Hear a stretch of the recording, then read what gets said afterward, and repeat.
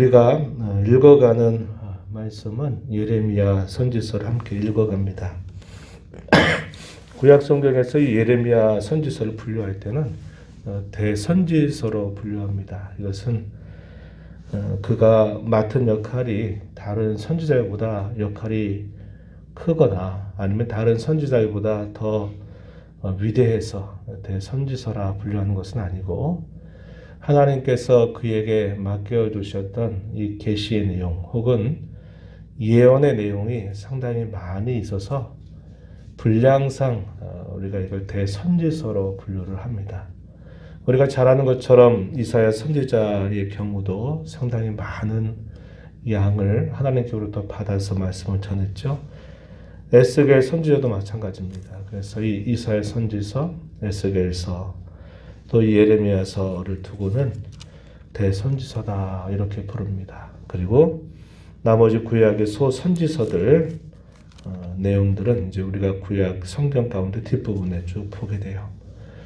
3년 넘는 시간을 성경을 쭉 읽어오면서 이제 우리가 두 번째로 이 성경을 새벽마다 한 장씩 읽는 것이 마무리가 되어 가는데, 예레미야서, 긴 예레미야서가 남아있고 다니엘서와 또 신약 성경 가운데에서는 요한계시록이 남았습니다. 이 세 성경을 우리가 함께 계속 읽어가게 되면 이제 두 번째로 창세기서부터 요한계시록 마지막까지 쭉 읽어오게 되는 셈이 되는 것입니다.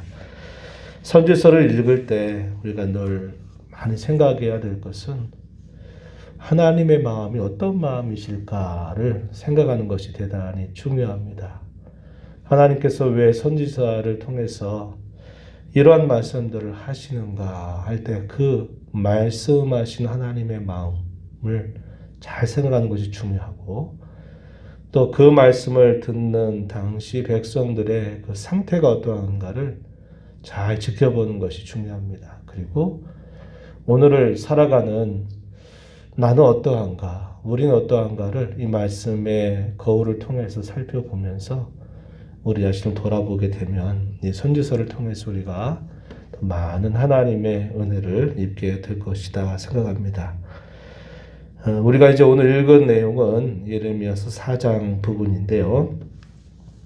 이 예레미야 선지자는 우리가 잘 아는 것처럼 눈물의 선지자로 알려져 있는 분입니다. 그리고 그가 활동했던 시기는 상당히 오랜 시간을 활동하게 되는데, 약 42년 정도 그가 예언의 활동을 하게 됩니다. 예언을 활동하게 되는 그때는 우리가 전에 읽어왔던 역대하의 마지막 부분, 그때 유다가 망하기 전에 부름을 받아서 약 42년 정도 지나가고 나게 된 다음에 유다 나라도 앞선 북이스라엘이 패망했던 것처럼 이 패망을 당하게 될 때까지 그가 하나님의 말씀을 전하게 됩니다. 그래서 그가 전하는 그 메시지가 백성들에게 잘 된다, 복되다 라고만 전할 수 있는 것이 아니라, 그가 전하는 전반부의 많은 내용,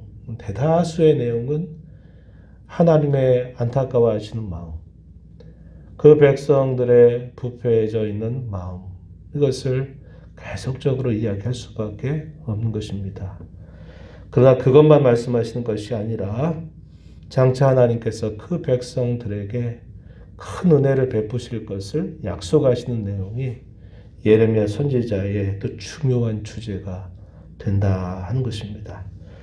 오늘 우리가 있는 이 말씀의 내용 가운데서 1절로부터 4절에 있는 이 내용은 3장 19절에서부터 계속 이어져서 주어지는 말씀입니다. 여기에서 무엇을 하나님이 말씀하시느냐, 그 백성들을 향해서 돌아오라 하시는 그런 간절한 하나님의 마음을 선지자를 통해서 그들에게 보여주십니다.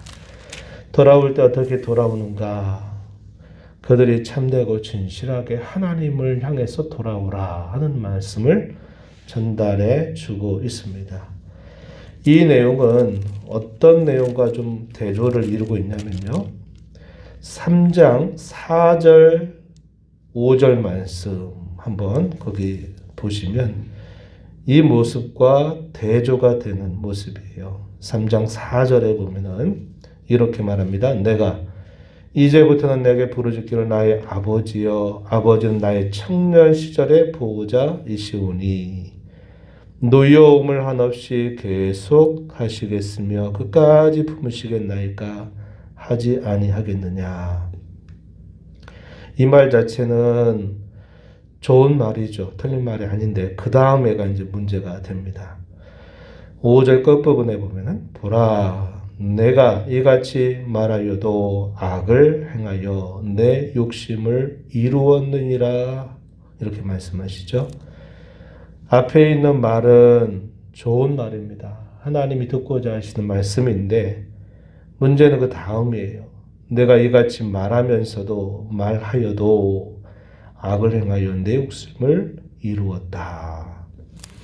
그 백성들이 당하는 곤란과 어려움 가운데에서 하나님이 우리를 도와주셔야만 되지 않겠습니까? 라고 하나님의 도움을 요청하면서도 문제는 뭐냐면 그렇게 말은 하면서도 여전히 죄의 욕심을 끊임없이 따라 행하고 있는 모습.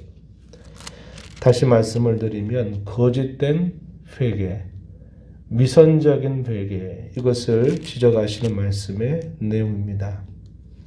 그 내용과 다르게 하나님이 진실하게 그 백성들에게 원하시는 것은 참되고 진실하게 하나님 앞에 돌아오라 촉구하시는 그런 내용이 됩니다.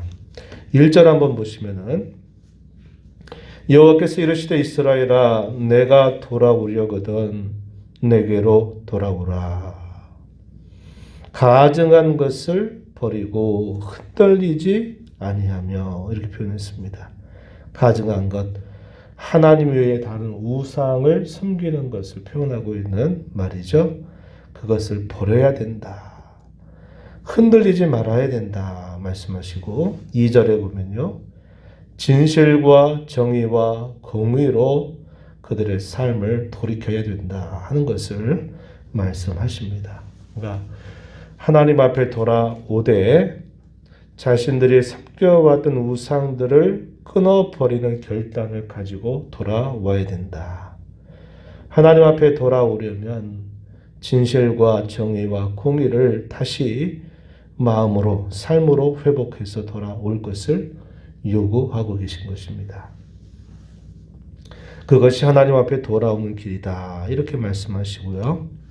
또 3절에 보면은 너희 묵은 땅을 갈고 가시덤불에 파종을 하지 말아라 이렇게 말씀합니다. 묵은 땅을 갈아라. 가시덤불에 파종하지 말아라. 이 말은 당시 백성들의 영적인 상태, 그들의 마음의 상태 이것을 묵은 땅 혹은 이 가시덤불 이런 표현으로 상징적으로 표현하고 있는 말씀의 내용이 됩니다. 4절에 보세요. 너희는 스스로 할례를 행하여 너희 마음 가죽을 베고 나 여호와께 속하라. 그들은 나면서부터 할례를 받습니다. 난 지 8일이 되면 모든 이스라엘 백성들은 할례를 행하게 됩니다. 여기서 말하는 할례를 행하라 하는 이 표현은 겉으로 하는 할례를 말하는 것이 아니라 그의 마음 깊은 곳에 할례를 받는다. 이 말은 그들이 하나님 앞에 거룩한 하나님의 백성이다. 하나님의 언약의 자녀다. 하나님을 섬기는 거룩한 백성들이다 라는 그런 분명한 마음을 가지고서 하나님 앞에 돌아와야 된다. 이렇게 말씀을 하고 있는 겁니다. 그렇게 하나님 앞에 돌아오지 않는다면 그들에게는 결국 피할 수 없는 무서운 징계가 기다리고 있다는 것을 그들에게 이야기하시는데요. 독방으로부터 재앙과 멸망이 닥치게 될 것이다. 이렇게 경고를 하십니다. 북방, 이스라엘 땅을 중심으로 북쪽으로부터 그들을 치는 민족들이 그들에게로 찾아올 것을 이야기하는 말씀이죠. 이 북방의 민족이 결국 누구겠습니까? 우리가 잘 아는 것처럼 바벨론을 뜻하고 있는 그런 말입니다. 그러면서 그 재앙에 대해서 선포하는 말씀 5절에 보면은 이 땅에서 나팔을 불어라 너희는 모이라 하는 것이 좋은 일이 아니라 그들이 회개하지 않게 될 때 닥치게 될 심판의 경고 이러한 소리로 들려지고 있다 하는 것이죠. 6절에 보면요. 내가 북방에서 재앙과 큰 멸망을 가져올 것이다. 이렇게 말씀을 하십니다. 그 일로 인해서 당시 왕과 지도자들은 낙심하게 될 것이고 제사장들은 놀라게 될 것이고 선지자들은 깜짝 놀랄 만한 재앙이 그들에게 임하게 될 것이다. 이렇게 말씀을 하십니다. 그렇게 북방 나라를 결국 운영하시고 경영하시는 분은 누구시냐? 바로 하나님이시다라는 사실을 또 역시 말씀해 주고 계세요. 12절 한번 가서 보시면 이렇게 말합니다. 이보다 더 강한 바람이 나를 위하여 오리니 이제 내가 그들에게 심판을 행할 것이라. 그 심판을 행하시는 주체가 바로 하나님 자신이다. 이렇게 말합니다.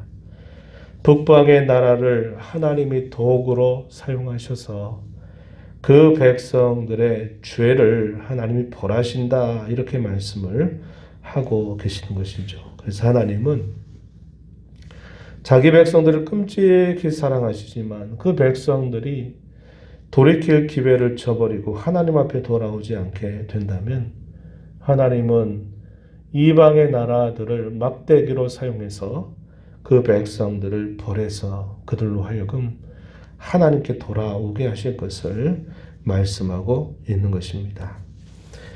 이것이 계속적으로 이 예레미야 선지자를 통해서 당시의 백성들에게 계속 증언이 되고 있다 하는 것을 우리가 앞으로 계속 살펴보게 될 것입니다.